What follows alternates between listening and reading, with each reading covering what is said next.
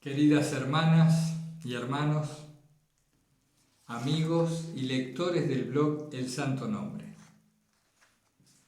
Es una alegría estar juntos nuevamente, ahora para la 60ª clase del curso de Filocalía, es decir, la clase 60, número 60. Hoy vamos a terminar aquel repaso e intento de profundización que iniciamos en la clase 52, apoyándonos, como ustedes saben, en el libro Conocimiento Espiritual de la Filocalía del padre jesuita Javier Meloni. Los últimos capítulos del libro los vamos a dejar para el cierre del curso, para el final. Yo le he escrito un correo hace unos 2 días al padre Meloni pidiéndole a ver si él podía agendar en su apretado calendario de actividades una participación más con nosotros, sobre todo para este tema, ¿no? Para el cierre del curso, si él podía dar un cierre en torno a los últimos capítulos del libro. Veremos si eso le es posible. Si no, de todas maneras, vamos a dejarlo para allá para el mes de noviembre, a estos capítulos finales. Hoy nos vamos a centrar, nos vamos a apoyar, mejor dicho, en los capítulos que se titulan Los sentidos espirituales y los sentidos del cuerpo transfigurado, la contemplación de las Escrituras y un poquito sobre la contemplación de Dios. Un poco nomás. Ustedes ya tienen en YouTube y van a tener debajo de este vídeo los 2 audios que hemos hecho leyendo estos capítulos, como apoyatura. Yo quiero empezar leyendo un breve párrafo que nos introduzca en este tema de los sentidos espirituales que hemos tratado varias veces ya durante el curso de Filocalía. Voy a intentar plasmarlo de una manera más simple, dando algunos ejemplos, atento también al hecho de que hay algunos lectores que recién se suman al curso y por sugerencia nuestra han empezado el curso desde la clase 52, a partir de esta síntesis y repaso, para que después continúen ya eligiendo qué autor les interesa de los otros que hemos visto. Vamos con el párrafo entonces que he elegido. Dice: entre los diferentes sentidos espirituales, el de la visión es el más mencionado. Dice San Macario: tú mismo verás por la percepción de los ojos del alma a qué bienes y a qué misterios pueden las almas de los cristianos llegar a comulgar ya en esta vida. Llegar a comulgar ya en esta vida. Son los ojos del Espíritu los que abren la puerta del corazón. Y, atendamos a esto, una vez que el Espíritu está unido al corazón, el Espíritu sin error alguno ve a partir de la luz espiritual. Esta luz es la cosa más elevada y sublime que pueden recibir los sentidos espirituales. Una luz que cuando es total unifica todas las potencias y partes del ser humano y entonces, esto es importante, y entonces es percibida tanto por el espíritu como por los sentidos corporales. Bueno, y ahí sigue muy denso el contenido.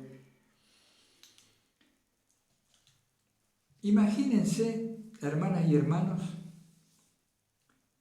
que uno desde que nació fue creciendo y siempre le dijeron: ese es tu sillón, ¿no? Ahí tienes tu sillón, ese es tu sillón especial, tu rincón de la casa, ahí puedes ver televisión, estudiar, leer y demás.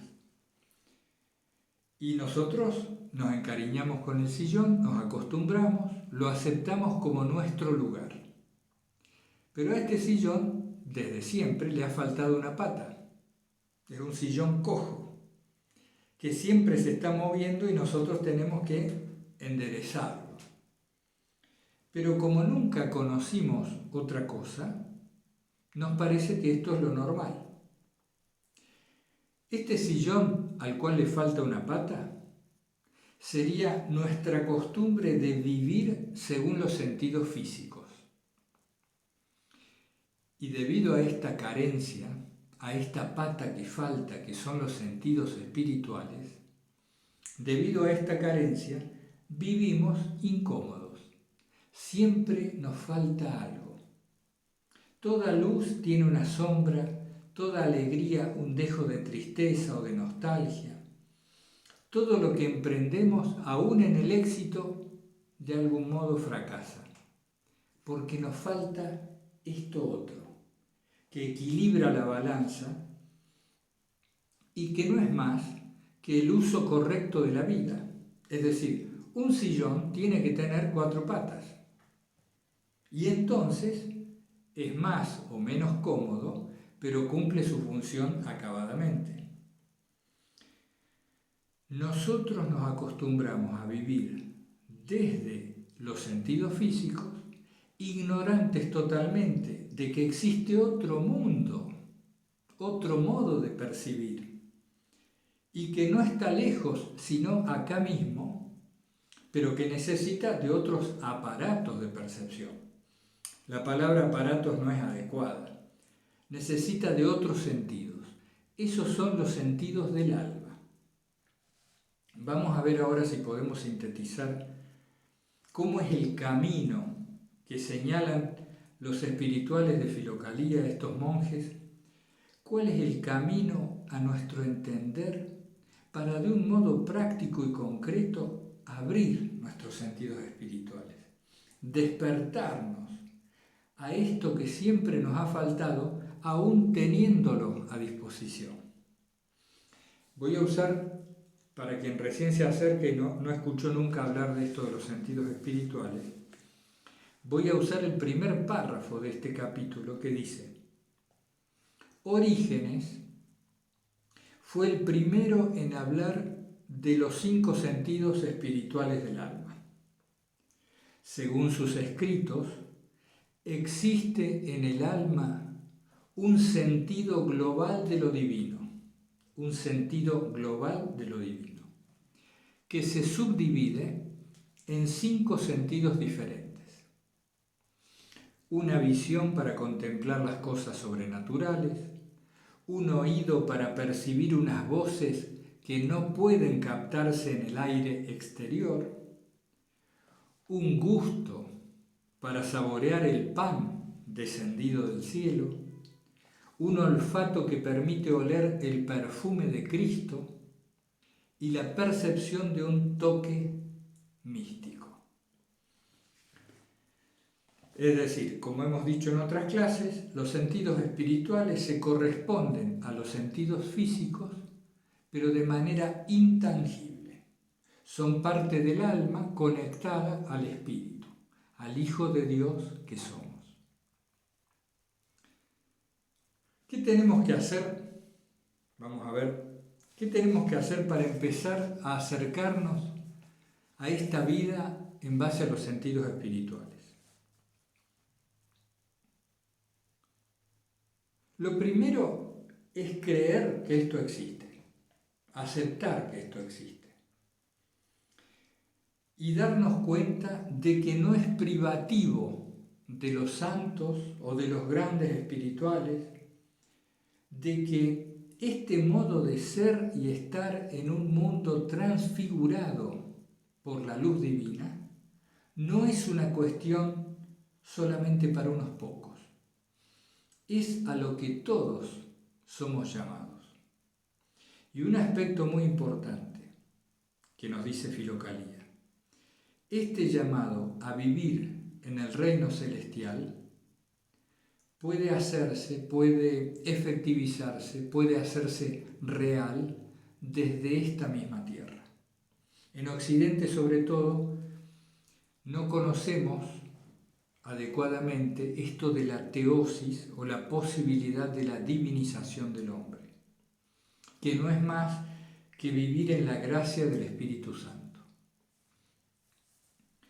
Y cuando se nos habla de esto, también por nuestra condición de hijos de la cultura occidental, tendemos a entender la teosis o la divinización del hombre solo en sus manifestaciones espectaculares, es decir, grandes teofanías, grandes experiencias extraordinarias. Y eso sí puede ser más escaso, o para unos pocos, esas grandes teofanías o cristofanías.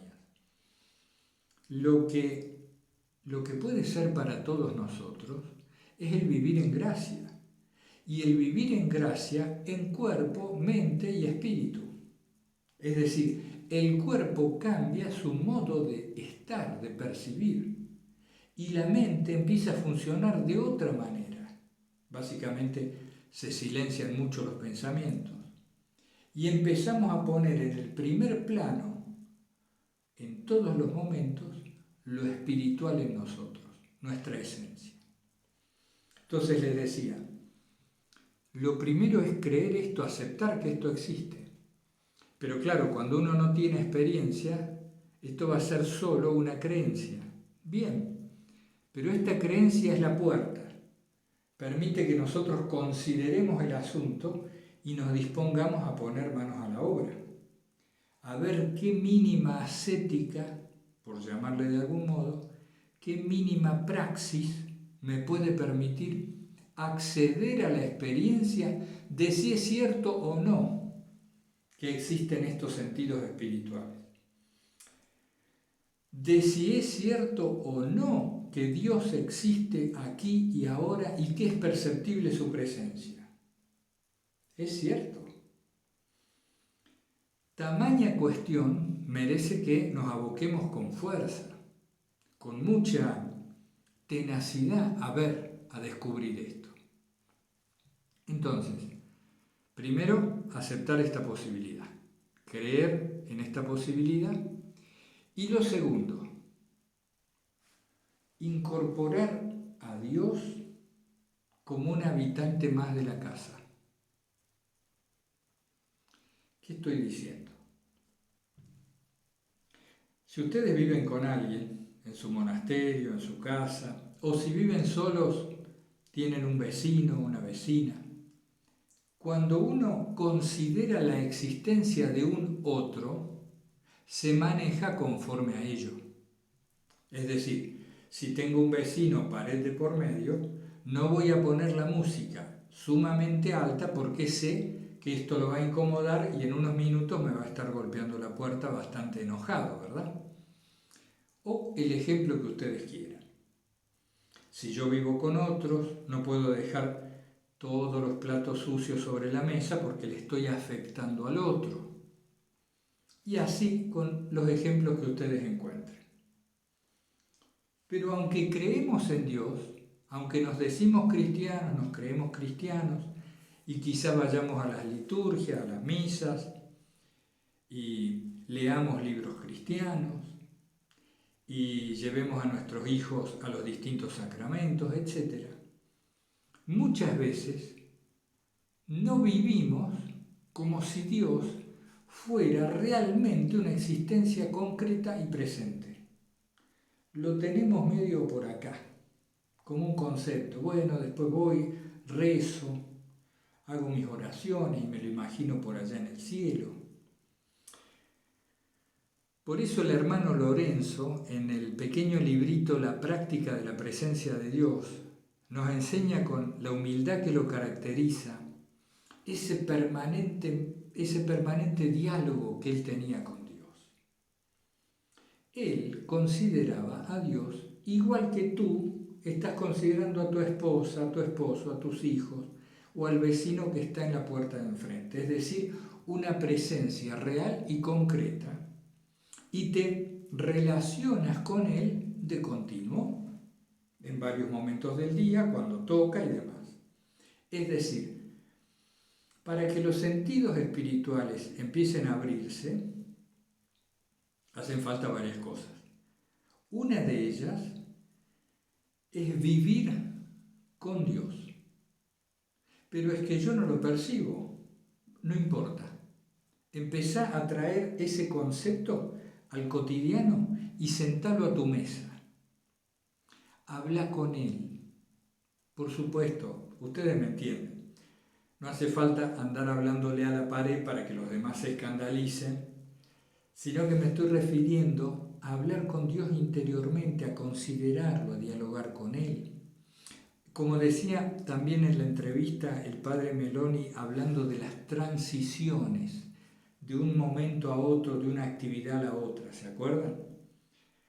Inicio una actividad y agradezco la actividad que terminé de realizar, pido fuerzas para esta actividad nueva.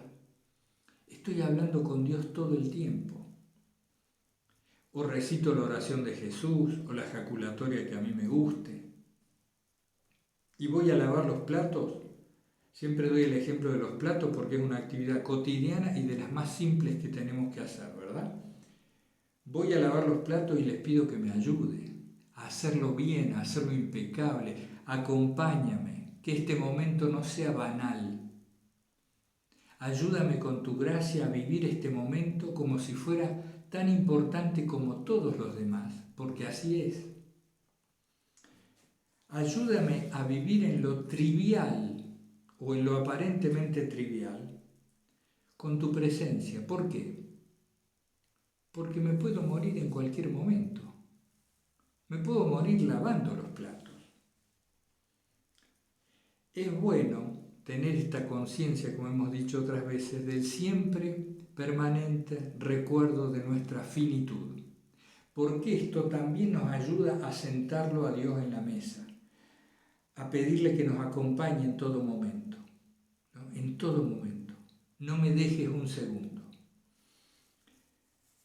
Cuando a esto lo hacemos con sinceridad, con verdad, reconociendo que no lo percibimos, ahora no te percibo, vení conmigo, acércate, limpiame la visión que está oscurecida, me dicen que existes, pero yo no te veo, yo no te siento, me parece que no me contestas, vivo mi vida desacralizadamente, ¿dónde estás, Señor?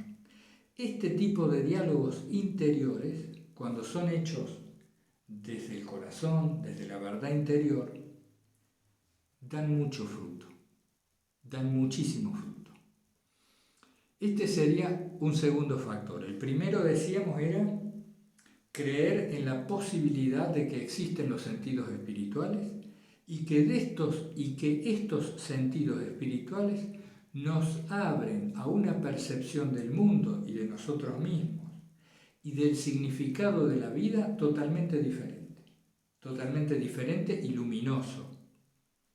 La vida adquiere un sentido claro cuando se empiezan a despertar los sentidos espirituales.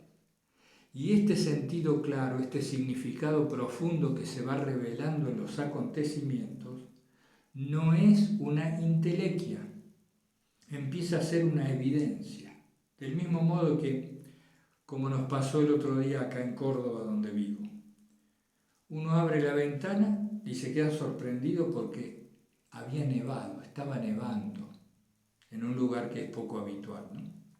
Entonces uno ve y dice, pero es cierto, está nevando, lo estoy viendo, es una experiencia. Del mismo modo, uno empieza a percibir el sentido que está detrás de lo que ocurre, un significado que se va revelando a cada paso. Después esto se oscurece porque recién estamos abriendo los sentidos, ¿verdad? Recién nos estamos despertando con vislumbres a esta realidad. Después esto se oscurece, después se ilumina de vuelta, pero uno ya cuando conoce el sabor, o como dice aquí, el aroma de Cristo presente, uno ya se ha convencido. Y entonces ahí todo es más fácil porque ya estamos alentados y tironeados por esa experiencia. Ya no es una creencia, es creencia más experiencia. Bueno, entonces el segundo factor era incorporar a Dios como un habitante en mi vida, como un compañero de vida todo el tiempo. Y esto mediante la oración lo más continua posible, la oración incesante, y no solo con la ejaculatoria, sino que si todavía lo necesito, dialogo con Dios. Dialogar como un hijo con su padre. Del mismo modo, dialogar. Otro factor, a ver que yo tome nota acá. Bueno, el otro factor muy importante para facilitar la apertura de los sentidos espirituales. Despejar la habitación de trastos, la habitación del alma. ¿Vieron esas buhardillas, esos áticos o sótanos llenos de trastos donde la familia a lo largo de a lo mejor décadas ha ido acumulando lo que se imaginen, y hasta cosas del inquilino anterior, de quien fuera propietario de la casa que han quedado, se han puesto en un rincón? Y las cosas del tatarabuelo, y los cuadros rotos de no sé dónde, y así, ¿no? Y cosas de ferretería, sogas, pinceles viejos, lo que ustedes imaginan. Todo eso en la habitación de los trastos.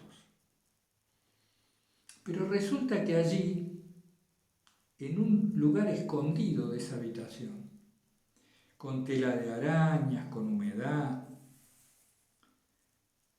están dos o tres joyas de la abuela, en un pequeño cofrecito que todos hemos olvidado.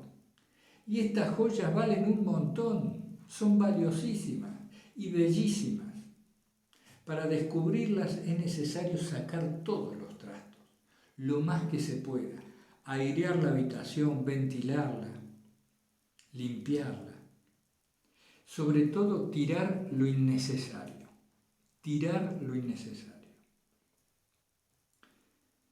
Y esto es muy concreto, esto es algo práctico. ¿Qué tenemos que tirar? ¿Qué tenemos que limpiar y despejar en nuestra vida? Primero, las actividades que no son necesarias, que no necesitamos hacer. Actividades superfluas, que están de más. Sin ser dañinas necesariamente, pero que están de más. Cosas también, en segundo lugar, librarnos efectivamente de cosas, de objetos que están de más. Y en tercer lugar, de hábitos que nos perjudican.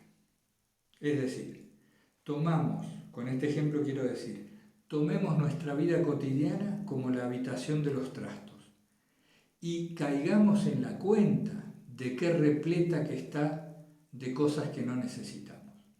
Hay actividades que no necesitamos, hay cosas que no necesitamos y hay, yo diría, hábitos o vicios que no necesitamos. Tenemos que despejar esto lo más posible. Nuestra vida se tiene que volver simple, sencilla, fácil, una vida fácil. Fácil no por el desgano, porque no hacemos nada, porque estamos todo el día tirados. No estamos pregonando un quietismo, estamos pregonando a partir de Filocalía, de lo que entendemos de Filocalía, la necesidad de claridad, de simpleza, de sencillez, que viene a ser una de las manifestaciones del silencio. Nosotros aspiramos al silencio contemplativo, pero mientras vivimos rodeados de un ruido terrible, no solo auditivo, sino perceptual en todos los sentidos físicos. Todos nuestros sentidos físicos están bombardeados de estímulos constantemente. Y hay una buena parte de esos estímulos que depende de nosotros eliminar. Bueno, ahí también, ese era otro factor. Habitación, el sillón que le falta una pata. Nos hemos pasado toda la vida incómodos porque ignorábamos lo que era un sillón bien hecho, ¿no? Es decir, el ser humano está hecho de los sentidos físicos y de los sentidos espirituales. Mientras tú ignores esta parte espiritual realmente y la consideres como parte de la percepción natural que le es dada al ser humano, bueno, no vamos a vivir bien. Me he extendido un poco, vamos a ordenar las notas y seguimos. Bueno, acá revisando las notas que había tomado, me quedaban 1 o 2 temas sobre este mismo, ¿no? De los sentidos espirituales y los sentidos del cuerpo transfigurado. Es necesario tener una vida coherente, Muchos monjes de Filocalía se refieren a esto como cumplir los mandamientos. Es decir, si no empezamos por cumplir los mandamientos, no podemos aspirar a ningún otro tipo de percepción, y mucho menos de la presencia de Dios. Y esto no porque Dios sea una especie de comerciante que diga, si vos no me cumplís con esto, yo no te voy a dar esto otro, sino porque en la naturaleza misma de la creación están inscritas las leyes de Dios que implican una cierta actitud, una cierta disposición y un cierto estado que cada ser y que cada ente tiene para adecuarse a su propósito original. Cuando el ser humano se comporta como ser humano, esto es, cuando actúa y vive desde el ser espiritual Hijo de Dios que es esencialmente, su cuerpo y su mente se transfiguran también y actúan como herramientas de este espíritu. En definitiva, como parte del plan de Dios. Nos convertimos en partes perfectamente alineadas del rompecabezas que es el enorme plan de la creación. Y este plan divino que atraviesa todo lo existente, que está cargado de significado profundo, este plan divino tiene para cada uno una porción singular, única e irrepetible, que se manifiesta sobremanera a través del uso de los talentos y de la vocación personal o particular. Entonces, necesitamos una vida coherente para que se abran los sentidos espirituales. Vivir coherentemente es cumplir los mandamientos, no solo en la letra, ¿no? Sino también en el espíritu que los alienta. Pero claro, nos encontramos con un día a día con una diferencia entre lo que quisiéramos ser y lo que somos, o lo que quisiéramos hacer y lo que hacemos. Y entonces, ¿qué hacer? Una cosa práctica que a mí se me enseñó y que yo agradezco muchísimo. Cuando no puedas ser o hacer lo que quieres, aspira a ello. Y aspira a ello en Dios. Es como si dijéramos, ¿cuánto me gustaría, Señor, ser una mejor persona? Pero me cuesta tanto, no soy buena persona. Pero ¿cómo me gustaría? Esto es una forma de oración, y una forma de oración muy útil, que da mucho fruto. Qué mal que he tratado a esa persona. Pero tú sabes que a mí me gustaría tratarlo bien. ¿Cómo me gustaría tratar bien a todo el mundo y poder amar a todo el mundo independientemente de las diferencias? ¿Cómo me gustaría? Ese cómo me gustaría es ya un caminar hacia la coherencia. Ya estamos siendo coherentes. Ahí empieza la coherencia. Ahí empezamos a ser más cristianos. ¿Cómo me gustaría ser un discípulo de Cristo? ¿Cómo me gustaría que Cristo, Jesucristo, sea mi guía espiritual y sentirlo cerca y realmente ser obediente a sus enseñanzas? ¿Cómo me gustaría? ¿Lo ven? Este tipo de oración aspirativa es genuina, es sincera, nos permite conectar con nuestra propia honestidad, con nuestra propia situación, y a partir de ahí también se empiezan a abrir estos sentidos espirituales. Entonces, quiero ser una buena persona, por ejemplo, quiero ser un factor positivo para cualquiera que se encuentre conmigo. Fíjense qué interesante. Quiero ser un factor positivo para cualquiera que se encuentre conmigo. El taxista, el verdulero, el vecino, el que cruzo en la calle. ¿Cómo me gustaría no ser esclavo de las pasiones? Esto yo no lo podía creer cuando se me dijo, ¿no? Que por más que uno tuviera sobre sí una montaña de pasiones, una peor que la otra, una más esclavizante que la otra, que este vicio, que este otro, que esta conducta, que esta otra, no importaba. Que lo principal era desear ser libre. Es decir, imaginen estos esclavos que, bueno, hasta hace poco tiempo la esclavitud se practicaba en gran parte del mundo, ahora solo quedan algunas regiones y otros modos de esclavizar a la gente, a una asalariada a veces, pero bueno, ya me voy por otro tema. ¿Vieron los esclavos de las películas? Nosotros vemos que están oprimidos ahí por los patrones. Para ser libre ese esclavo, lo primero que necesita es tener conciencia de que es esclavo y de que puede ser libre. Mientras él lo admite como parte natural de la vida, esto de vivir bajo el látigo, jamás se va a intentar escapar o va a intentar algún tipo de rebelión. Mientras nosotros aceptemos la esclavitud que tenemos de las pasiones y no aspiremos a la libertad de ellas, difícilmente esta situación cambie. Fíjense a qué me refiero con esto de la libertad de las pasiones, para dar ejemplos, ¿no? Para seguir dando ejemplos. Si decimos ahora, vámonos al campo, vámonos a pasar 3 o 4 días al campo, allá lejos y en plena montaña. Hay un río cerca que se puede beber, podemos llevar un poco de pan, algún arroz, alguna cosita para comer, nos llevamos la Biblia o un libro espiritual preferido, un rosario y pare de contar, diría el peregrino ruso, o nos llevamos Filocalía. ¿No les resulta casi imposible? Es decir, tenemos que traer un tráiler, una caravana de camiones con todas las cosas que deberíamos llevar al campo según la esclavitud que nos dictan las pasiones.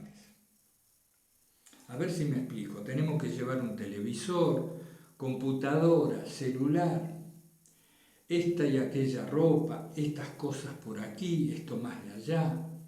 Cada uno sabe dónde le aprieta el zapato, ¿no? Pero qué difícil nos resulta irnos despojados, porque tenemos tantas cosas de las cuales dependemos. Charlaba una vez con un padre, hace muchos años que no veo, con un sacerdote, un fraile, que daba clases, ¿no? De una ciudad tenía que desplazarse una semana por mes a otra ciudad porque él daba clase en la universidad.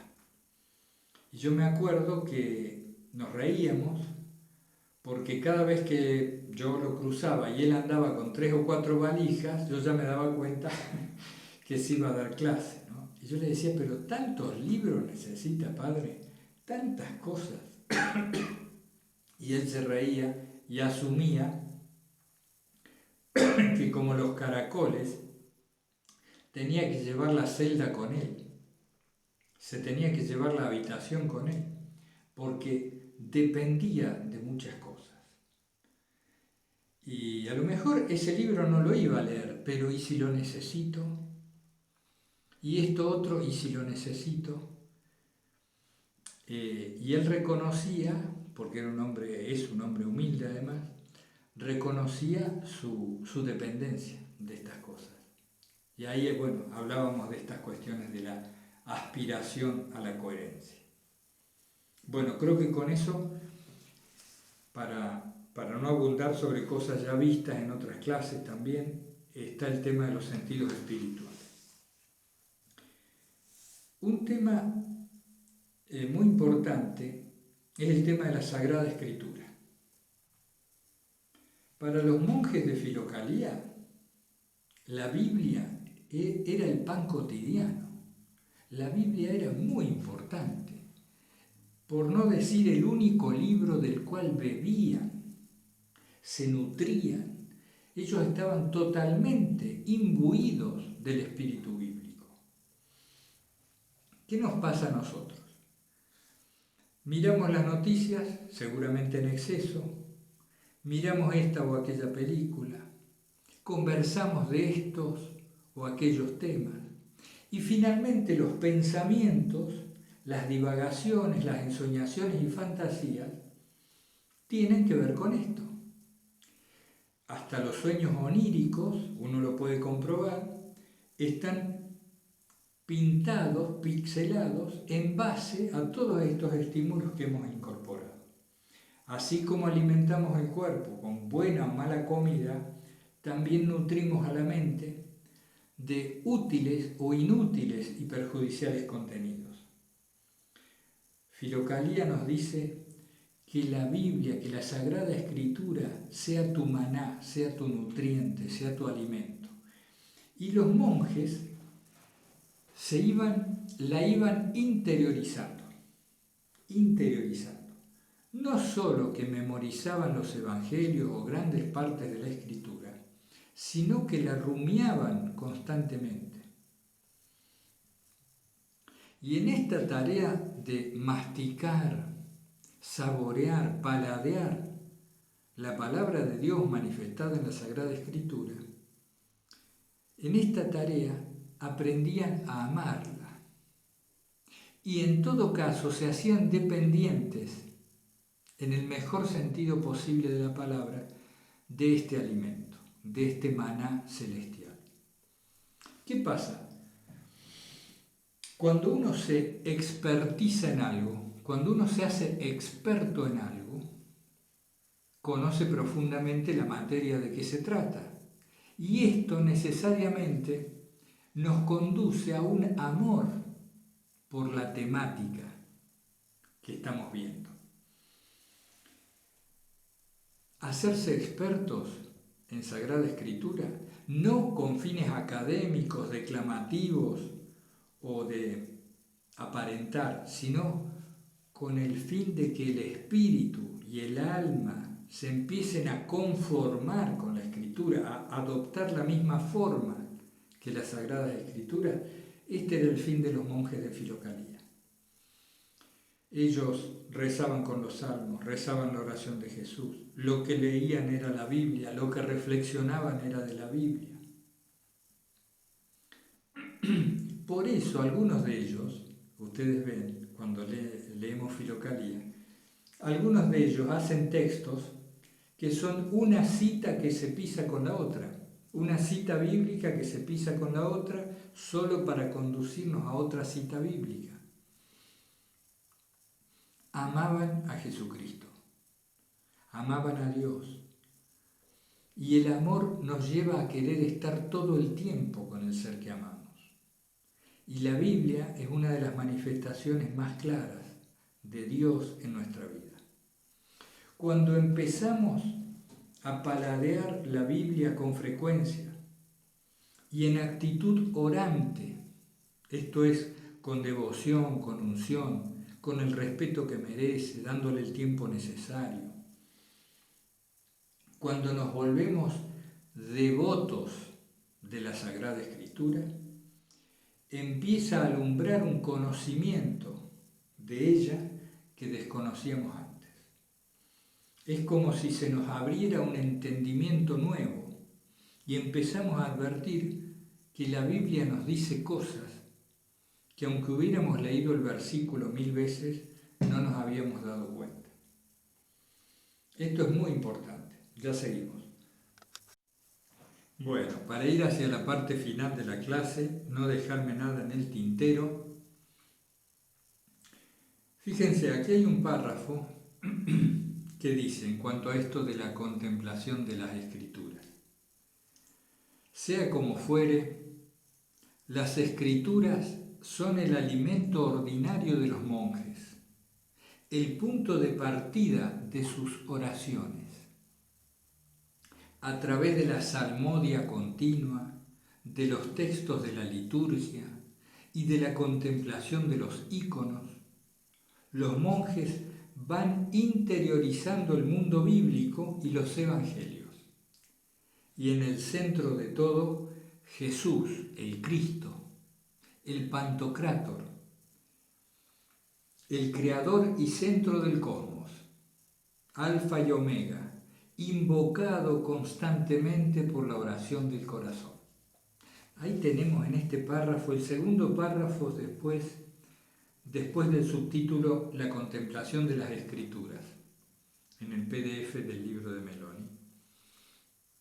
Este segundo párrafo es la síntesis de la vida monástica y de la vida esicasta. Toda filocalía está contenida en ese párrafo. Interiorizar las Escrituras. Una cosa que me recomendaron y a su vez les recomiendo. Elegir un libro de la Biblia, mejor si del Nuevo Testamento, mejor si de uno de los Evangelios, y expertizarse en él, hacerse aficionado de ese libro.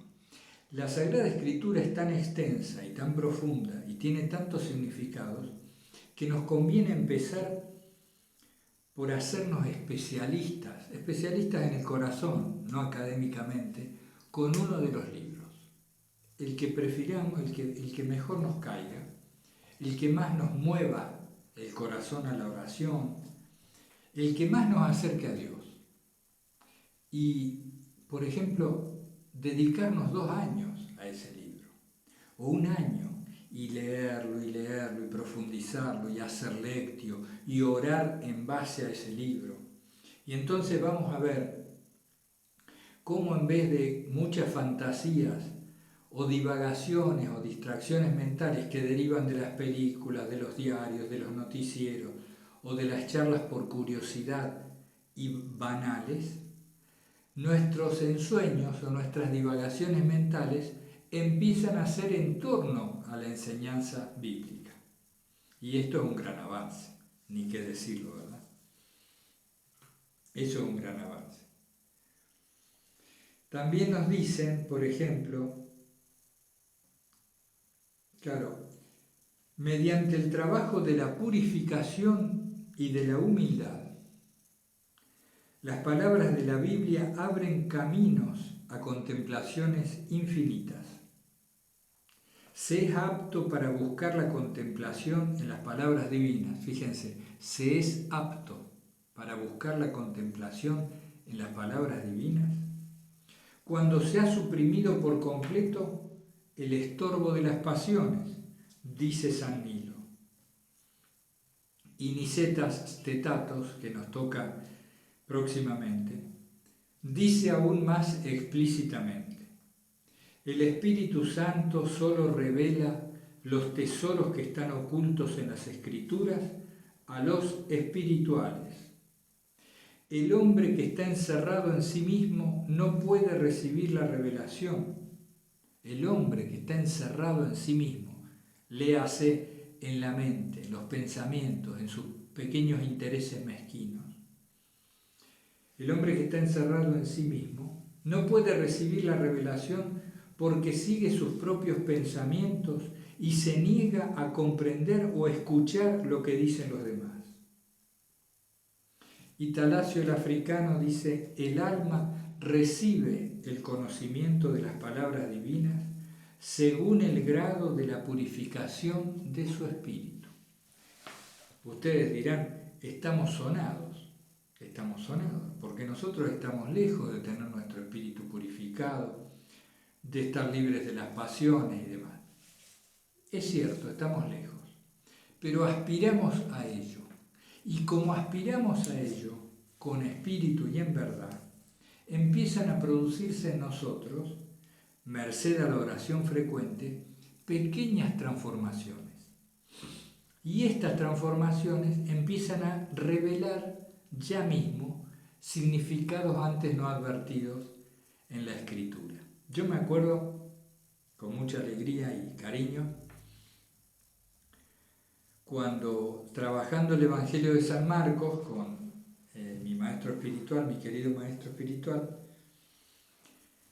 empezamos a leer el Evangelio de San Marcos y entonces cuando dice que Juan el Bautista estaba vestido con pelo de camello y cinturón de cuero, vivía entre las fieras, se alimentaba de langostas o saltamontes y de miel silvestre y predicaba diciendo...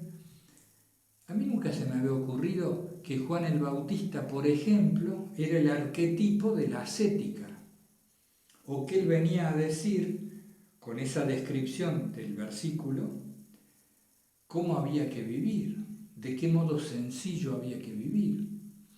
O no se me había ocurrido jamás que ese preparen los caminos del Señor tenía que ver con adecuar mi vida, alinear mi conducta.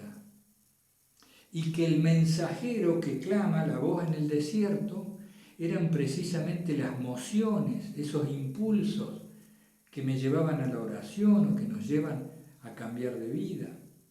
Por darles un ejemplo simple, que ustedes seguramente viven en la lectio, ¿no? Cuando se ponen...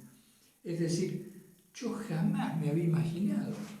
Yo leía Juan el Bautista, predicaba, ¿no?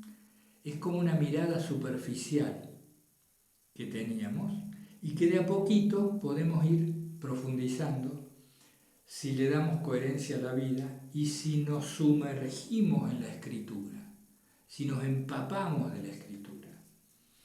La repetición frecuente en alta voz, la lectura en alta voz de los versículos de la Escritura, el rumiarla, el estudiarla. Nunca viene mal comprarse algún comentario, hay muy buenos comentarios de las Escrituras. Tienen que ser un modo de vida. Podemos vivir como vivían los hexicastas en nuestras diferentes circunstancias si nos aferramos a lo mismo que ellos se aferraban. Lo necesario al cuerpo, la oración continua a la mente y un espíritu que busca a Dios mediante la vigilancia constante de la atención. Bien, para no desviarme... esto es muy importante y ya me estaba olvidando. Esto es a raíz de una consulta muy interesante. Ustedes saben que tenemos un primer encuentro de oración el próximo sábado 26, ¿no? Hemos cursado la invitación ahí por el blog de la Fraternidad Monástica Virtual. Está haciendo frío acá, por eso... En este encuentro, bueno, vamos a hacer, practicar durante una media hora, unos 40 minutos, el oficio de la oración de Jesús. Ya les vamos a contar cómo es. Pero a raíz de esta invitación y demás, surgió una consulta con el tema de la oración. Nosotros nos ponemos a orar. Un buen número de ustedes, como yo, son practicantes de la oración de Jesús. Nos ponemos a repetir la oración de Jesús sentados, caminando, en medio de las actividades, al irnos a dormir, al estar despertando. Y de vez en cuando, con mucha frecuencia, aparecen pensamientos, nos llevan en otra dirección. Y nosotros hemos dicho, porque así nos lo enseñan los monjes, agarra y vuelve al centro, vuelve a la ejaculatoria, no importa cuántas veces te vayas, está bien.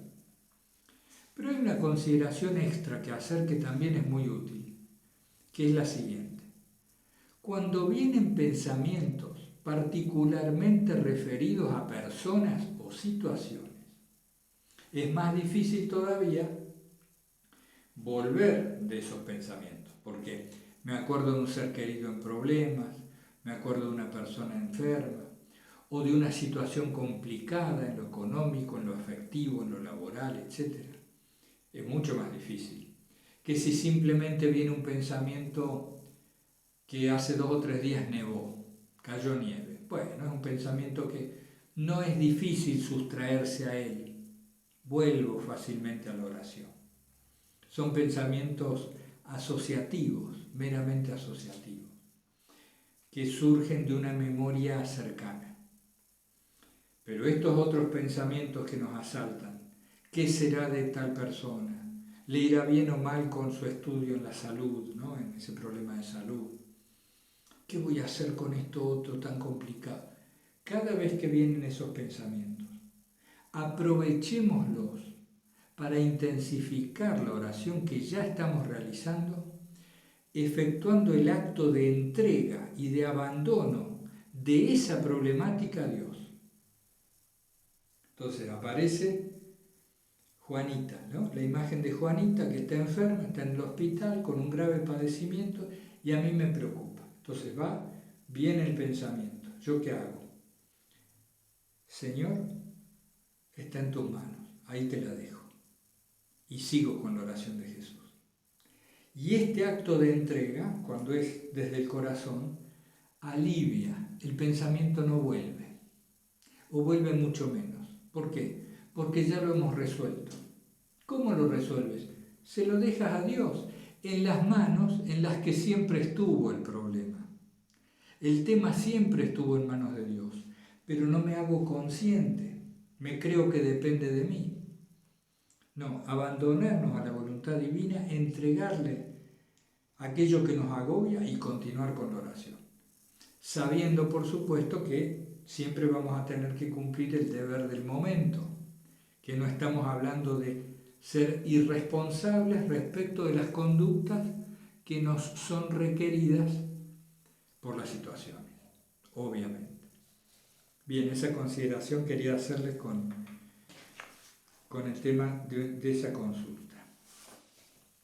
Bueno, fíjense, es muy interesante también si repasan ahí en el audio o en el texto de Meloni la conversación con Motovilov.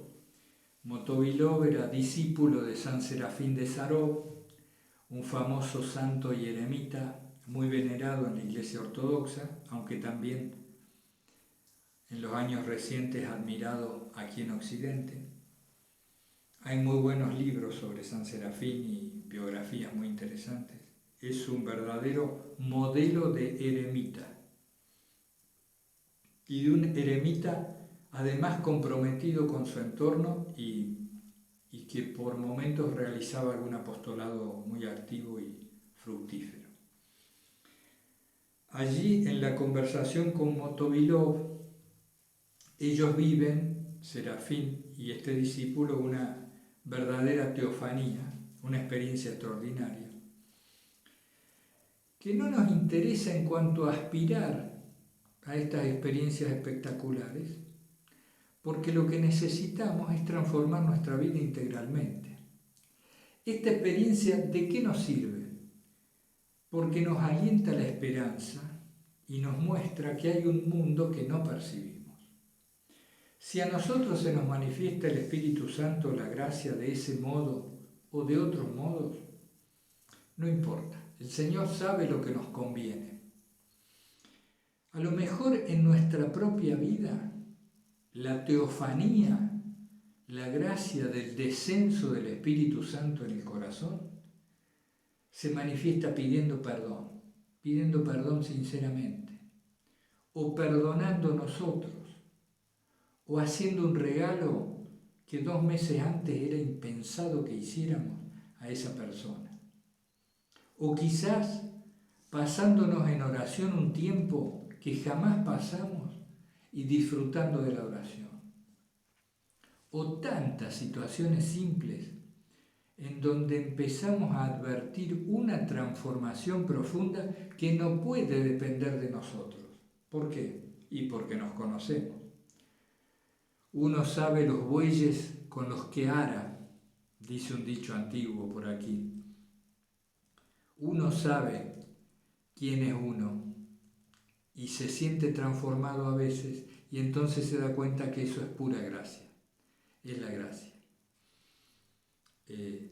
Las teofanías nos sirven, no para pedirlas, no para desearlas, sino como ejemplo de una posible transfiguración total de nuestro mundo, pero que se manifiesta de muchas maneras diferentes.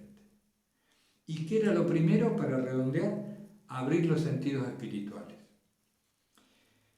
Es decir, colaborar con la gracia para que se abran los sentidos espirituales.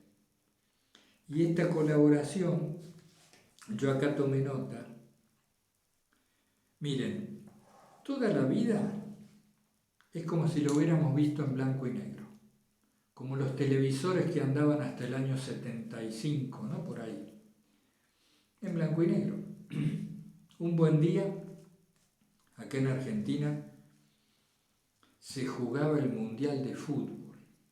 El Mundial de Fútbol. Yo no me acuerdo si el Mundial de Fútbol lo vimos en colores en la televisión o si me llevaron al cine a verlo, una proyección, yo no me acuerdo.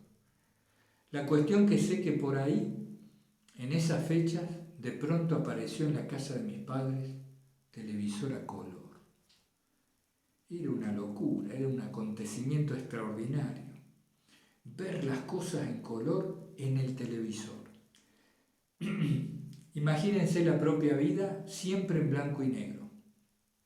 Cuando se empiezan a abrir los sentidos espirituales, empezamos a ver la vida en color. A advertir el sinfín de colores y matices y vibraciones que tiene la vida. Eso es lo que nos da la apertura de los sentidos espirituales. Nos da facilidad para la alegría, porque se percibe una luz, una claridad en lo que acontece que antes permanecía ignorada. Entonces, para terminar, hermanas y hermanos, lo primero es asumir que esta carencia, esta pata coja del sillón, esta sensación constante de incompletitud, asumir que esta carencia resulta no de que no tengo pareja, no de que no tengo ese auto, no de que no tengo esa ropa, no de que el trabajo que tengo, la casa donde vivo, el país, no. La incompletitud deriva de que tienes dormidos los sentidos espirituales. La incompletitud no deriva de esto o de aquello, a lo cual nos afanamos, como si eso nos fuera a cambiar la vida. Es necesario entonces tomar conciencia de eso, de la raíz de la carencia. ¿Cuál es? Que vivo parcialmente, vivo con la mitad de mí mismo, solo con los sentidos físicos. No estoy viviendo con todo lo que tengo, todo lo que Dios me dio.